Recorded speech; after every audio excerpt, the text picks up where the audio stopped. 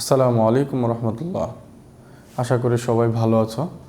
আমার ভিডিওগুলো দেখছো, আমি ভিউ থেকে বুঝতে পারছি, আলহামদুলিল্লাহ। আর তোমাদেরও উপকার হচ্ছে আশা করি। আজকে আমি সংখ্যা পদ্ধতির রুলস 2 নিয়ে আলোচনা করব। অত্যন্ত সহজ একটি বিষয়, খুবই মনোযোগ সহকারে দেখবে। গত পর্বে আমি তোমাদের শিখিয়েছিলাম রুলস 1-এ কীভাবে রূপান্তর করতে হয়। আজকে রুলস 2 অত্যন্ত সহজ। আমরা মাত্র 3টা রুলস শিখব। 3টা রুলস শিখলেই আমাদের মোটামুটি রূপান্তর সব শেষ হয়ে যাবে। আগের ক্লাস যারা দেখোনি তারা অবশ্যই আগের ক্লাসটা দেখে নিবে, না হলে এটাতে বুঝতে একটু সমস্যা হবে।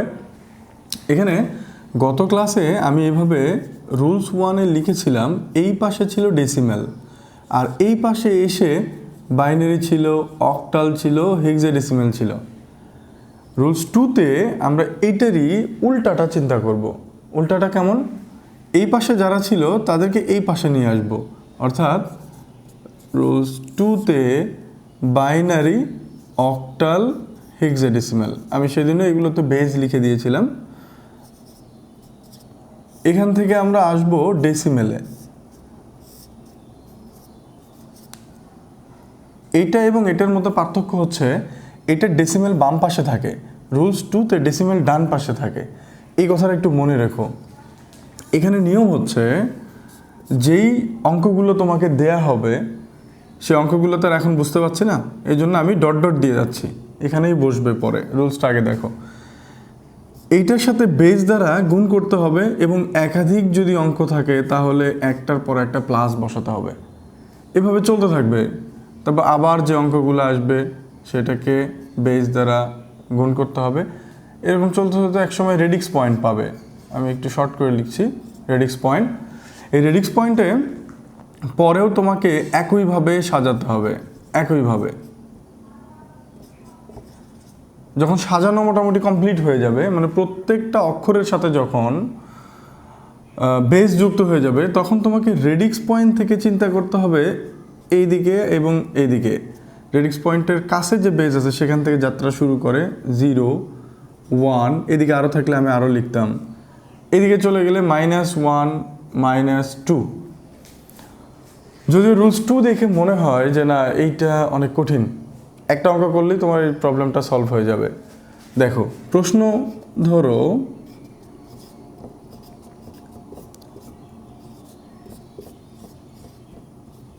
খেয়াল করে দেখো, এর আগের ভিডিওতে যদি তোমরা ভালো করে দেখে থাকো তাহলে বুঝতে পারবে এই 10 লেখা কিন্তু এই পাশে ছিল। আর মনে রাখার কৌশল হচ্ছে, আমরা যেহেতু 3টা রুলস শিখবো আর 12টা নিয়ম শেষ হয়ে যাবে, এই 3টা রুলসের মধ্যে 10 লেখা যদি প্রথম অংশে থাকে তাহলে রুলস 1। 10 লেখা এখন যেরকম দ্বিতীয় অংশে আছে তাহলে এটাকে আমরা রুলস 2 হিসাবে ধরবো। মানে প্রথম থাকলে প্রথম রুলস, দ্বিতীয় থাকলে দ্বিতীয় রুলস। এরপরে যখন আমরা তৃতীয় রুলসে যাব তখন দেখবে 10 কোনো পাশেই থাকবে না। সহজ কথায়, প্রথম অংশে 10 থাকলে রুলস 1, দ্বিতীয় অংশে 10 থাকলে রুলস 2, আর যদি কোনো পাশেই না থাকে তাহলে রুলস 3 হয়ে যাবে। তো এখানে খেয়াল করে দেখো, এখানে আছে 1, 2, 3, 4, 5। তার মানে এই 5 জনের সাথে এরকম বেস যোগ হবে, গুণ হবে, এবং প্রত্যেকটা কাজের পর একটা করে যোগ হবে। দেখো, ধরো এখানে লেখা আছে 1, তাহলে এটার সাথে একটা বেস গুণ করতে হবে। বেস আছে কিন্তু 2টা, এখন কোন বেস নিয়ে কাজ করবে? অনেকেই মনে করে যে প্রশ্নবোধকের পাশে যেটা থাকে সেটা দিয়ে হয়তো গুণ করতে হয়। এটা কিন্তু ভুল চিন্তা। তোমাকে সবসময় চিন্তা করতে হবে ডেসিমেলের বেস এই পাশে থাক আর এই পাশে থাক, ওটা কখনোই এখানে ব্যবহার হবে না। তাহলে এখানে 2 নিয়ে কাজ করতে হবে, প্লাস এই একজনকে নিলাম কেবল। এবার পরের 1 গুণন 2, তারপরে 0 গুণন 2, রেডিক্স পয়েন্ট 1 গুণন 2 প্লাস 1 গুণন 2। এই যে এইভাবে সাজিয়ে নিয়েছি সবগুলো। এরপরে এই যে রেডিক্স পয়েন্টের এদিক থেকে বেজের উপর 0, তাহলে এই একটা বেস, এদিকে গেলে -1, -2। আচ্ছা, এখন কি করতে হবে? এখন তোমাকে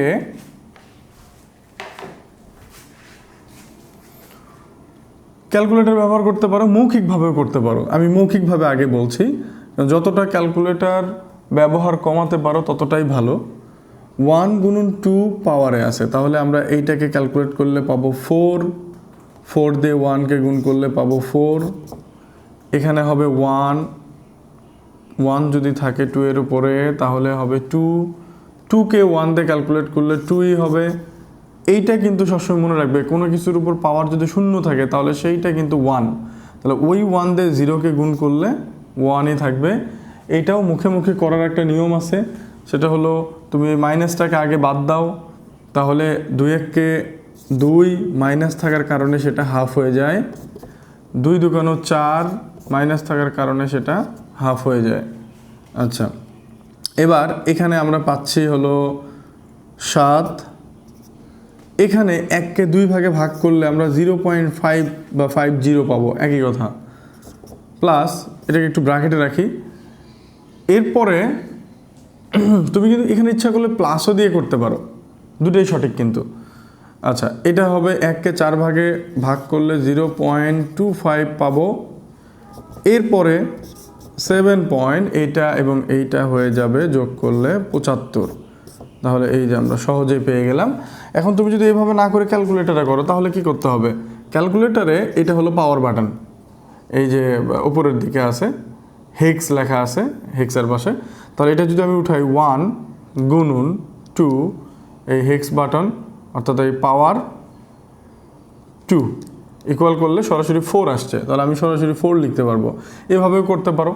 এটাকে করার নিয়ম হচ্ছে 1 গুণন 2 আগে পাওয়ার -1 তাহলে 0.5 অর্থাৎ 0.50। এটাকে যদি ক্যালকুলেট করি তাহলে 1 গুণন 2 পাওয়ার -2, অবশ্যই মাইনাস দিতে হবে 0.25। তাহলে তুমি এই লাইন না লিখে সরাসরি এই লাইনও লিখতে পারো। আমি আশা করি রুলস 2 এই প্রথমটা তুমি বুঝতে পেরেছো।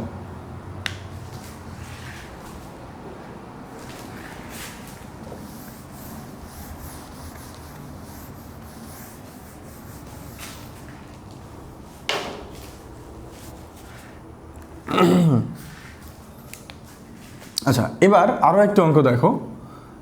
আমরা এবার অক্টাল থেকে যাই। নিয়ম কিন্তু একটাই, এই সবগুলোর নিয়ম একটাই। তাহলে অক্টালে যদি এমন থাকে, এটা আছে অক্টাল, এখান থেকে যাব আমরা ডেসিমেলে। আবারও একই কথা বলছি, এই 10 লেখা এবারও কোন পাশে? দ্বিতীয় পাশে। তাহলে রুলস 2। 10 লেখা যদি আমি এই পাশে দিতাম তাহলে রুলস 1 হতো। আর রুলস 1-এর নিয়মটা তোমরা একটু দেখে নিও। এরপরে তাহলে আবার আগের মতো 7 গুণন এই যে এই বেস প্লাস তারপরে 3 গুণন 8 প্লাস তারপরে 1 গুণন 8 ডট, এর পরের অংশ 6 গুণন 8 প্লাস 2 গুণন 8। রেডিক্স পয়েন্ট থেকে 0 1 2, এদিকে গেলে -1 -2। এবার আমরা খুব দ্রুত ক্যালকুলেটারে করে ফেলবো।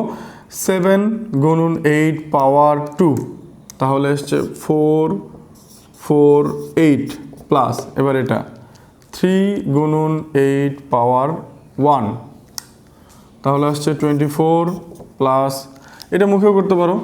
8-এর উপর শূন্য আছে মানে হলো এটা 1 দিয়ে ক্যালকুলেট করলে 1ই হবে। এই যে দেখো 1 গুণন 8 পাওয়ার 0, তাহলে অ্যান্সার 1।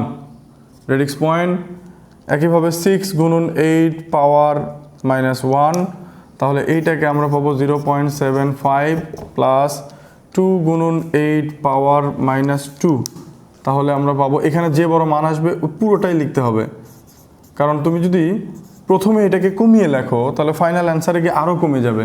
আমরা সরাসরি অ্যান্সারে গিয়ে কমাবো। 4 4 প্লাস 4 4 8 প্লাস 2 4 প্লাস 1 তাহলে এইটুকু পাচ্ছি 4 7 3।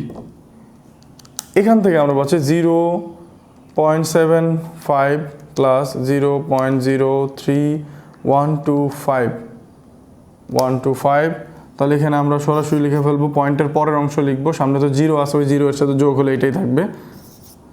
তো 1 2 5। এখন যদি তুমি মনে করো এই লাইনটাকে কমিয়ে লিখবে, তাহলে কমিয়ে লেখার নিয়ম হচ্ছে তুমি যে কয় ঘর রাখবে তারপরে যদি 5-এর বেশি হয় তাহলে এটার সাথে 1 যোগ করে ওইটুকু রেখে দিবে, আর না হলে তুমি এরকমও রাখতে পারো, কোনো সমস্যা নেই।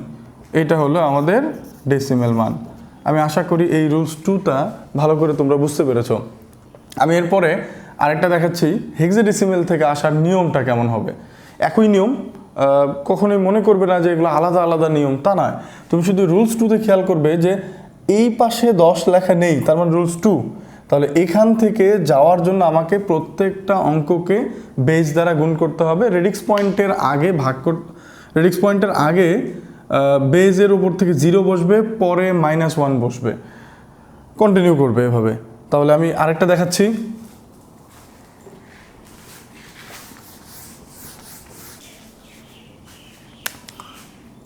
ধরো হেক্সাডেসিমাল এইভাবে মান আছে 5C,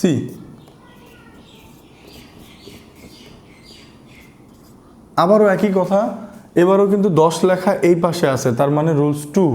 রুলস 2তে যেটা করতে হবে সেটা হচ্ছে এই প্রত্যেক জনের সাথে তোমাকে গুণ করতে হবে। এখন তুমি যদি মনে করো এইটাকে তুমি 10 লিখবে, তাহলে অবশ্যই এটার ব্র্যাকেটে তুমি 10 লিখতে পারো, এভাবে তুমি 10 লিখতে পারো, কিন্তু সরাসরি 10 লেখা উচিত হবে না।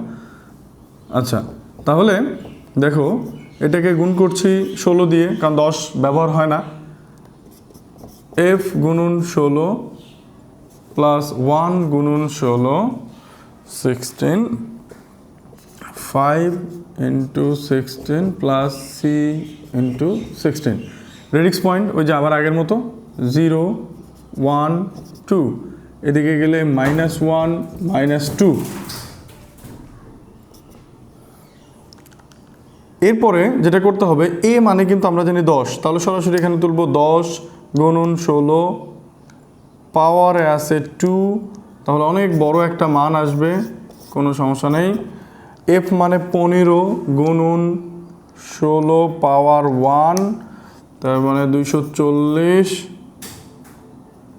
প্লাস এরপরে 1 গুণন 16 1, এরপরে এটা ব্র্যাকেটে রাখি 5 গুণন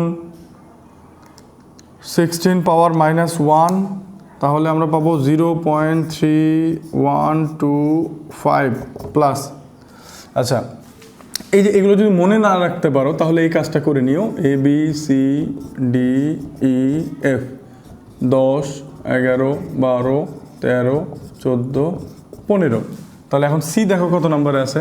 এই যেমন এ কে আমি 10 ধরেছিলাম, আসলে এ 10 নম্বর পজিশনে আছে, সি এখানে আছে 12 নম্বর পজিশনে, তাহলে 12 গুণন এটার সাথে যাবে 16 পাওয়ার -2, এখানে চলে এসেছে 0.04687 এখন ফাইনালি কী করতে হবে, 2460 প্লাস 2560 প্লাস 240 প্লাস 1, তাহলে এটা পাবো 2801 পয়েন্ট। এটা আমরা একবারে লিখবো, আর এরকম পয়েন্ট দিব না। এখান থেকে পাচ্ছে হচ্ছে 0.3125 প্লাস 0.04687 তাহলে পাচ্ছি পয়েন্টের পরে 359,375। ব্যাস, এটা হলো আমাদের অ্যান্সার। আমি আশা করি বুঝতে পেরেছো, অত্যন্ত সহজ একটি বিষয়। রুলস 2তে তুমি শুধু খেয়াল রাখবে বেসটা কোথায় আছে, যেমন 10 লেখাটা এই পাশে আছে, তাহলে রুলস 2তে আমরা কি করব, প্রত্যেক জনের সাথে বেস দ্বারা গুণ করে আগে সাজিয়ে নিব। এখানে ডেসিমেলের বেস কখনোই ব্যবহার হয় না, এই জন্য ডেসিমেলের বেসটা আমি এখানে ব্যবহার করিনি। কেন হয় না সেটা 1 নম্বর ভিডিও থেকে তোমরা দেখে নিবে। এরপরে প্রত্যেক জনের সাথে 16 দ্বারা ক্যালকুলেট করেছি, তারপরে রেডিক্স পয়েন্ট থেকে 0 1 2 ওইদিকে গেলে -1, তারপরে ক্যালকুলেটারে একবারে মান বসিয়ে দিয়ে সরাসরি অ্যান্সারগুলো পেয়েছি। এখানে আরেকটা জিনিস আমি বলি, তুমি যদি মনে করো যে দশমিকের পরে 2 ঘর রাখবে, তাহলে এবার কিন্তু এখানে 36 করতে হবে। কেন? কারণ তার পরেরটা কিন্তু 5-এর বেশি, তাহলে এই পর্যন্ত রাখতে গেলে যেহেতু এটা 5-এর বেশি, তাহলে এর সাথে 1 যোগ করে এটা রাখতে হবে। আমি আশা করি আমার ভিডিওগুলো তোমরা বুঝতে পেরেছো। অসংখ্য ধন্যবাদ আমার ভিডিওগুলো দেখার জন্য। তোমাদের বন্ধুদেরকে অবশ্যই কিন্তু এই ভিডিওর লিঙ্কগুলো দিয়ে দিবে, সবারই উপকার হোক, আমরা এটা চাই। সবাই ভালো থাকবে। আসসালামু আলাইকুম রহমতুল্লাহ।